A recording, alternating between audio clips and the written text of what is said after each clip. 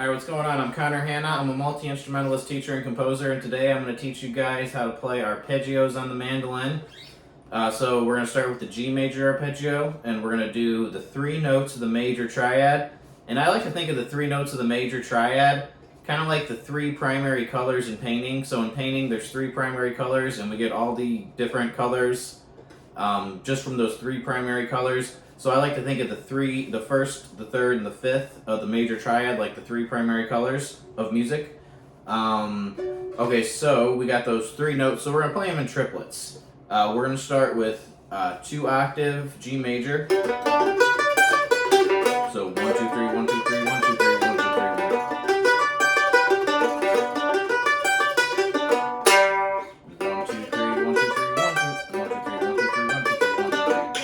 So we're playing in triplets just like that, all in first position.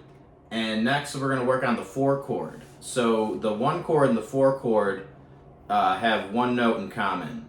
So the root note of the 1 chord is the 5th of the 4 chord. So they have that note in common. So we're going to switch between the 1 chord and the 4 chord, and we're going to pivot around that note G because they both have G in there. So the 4 chord in G major is C major.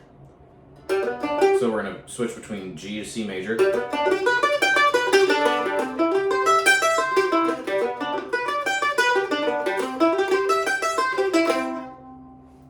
Okay, so the next one is the dominant 7th chord. So the dominant 7th chord is a 4-note chord. So we're going to play it a little bit different, and we're just going to choose random notes out of the 4 notes of the dominant 7th chord. D, F sharp, G, and then C natural, which is the 7th interval.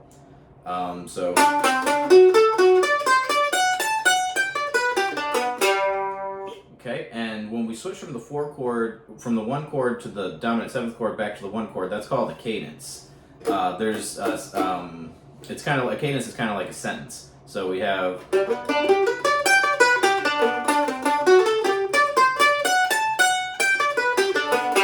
There's a sense of resolution there. There's a feeling of completeness when you resolve back to the 1 chord.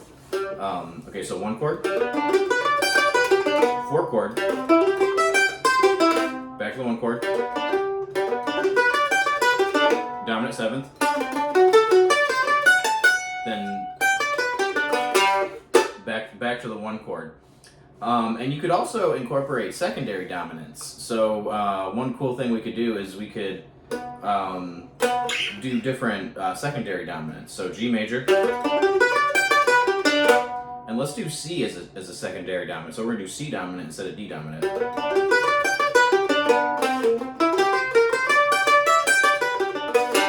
You can get all sorts of cool sounds using secondary dominants.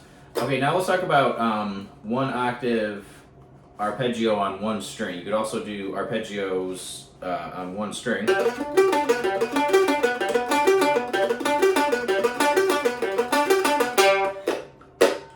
Okay, now 2 octave arpeggios on 2 strings. Oh, on 3 strings. We could do it on 2 strings too.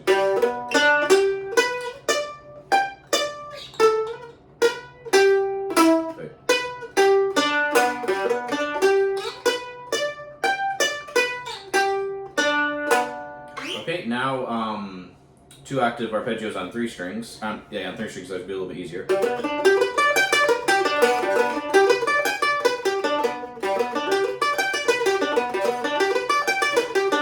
So you could switch position each time.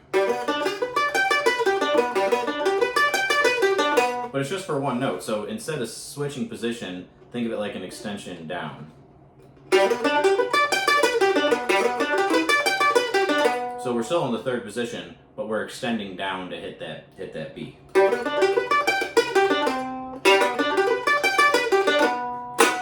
Okay, so next, 3 octave arpeggios.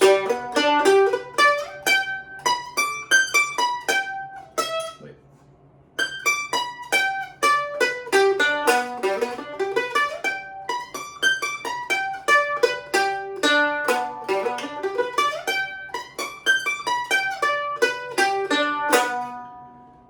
Okay, Okay, what else? So yeah, that's about it.